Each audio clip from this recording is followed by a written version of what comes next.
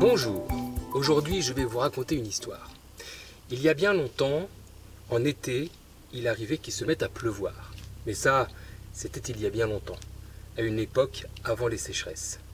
Et lorsqu'il pleuvait, eh bien figurez-vous qu'on pouvait trouver des escargots et des limaces. Mais si, des escargots et des limaces, ces petites bestioles toutes molles là.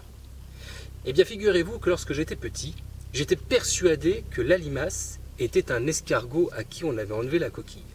Mais tout cela est évidemment faux, car retirer la coquille à un escargot, eh bien ça revient à le tuer. D'ailleurs, la limace possède une coquille, mais au lieu d'être sur son corps comme l'escargot, elle se trouve à l'intérieur.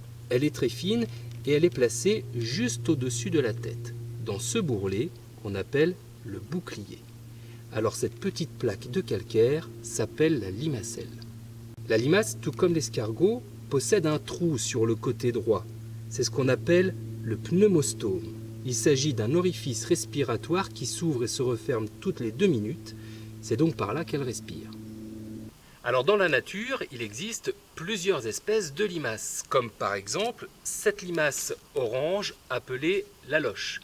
Mais il y a également des limaces léopards et des limaces noirâtres.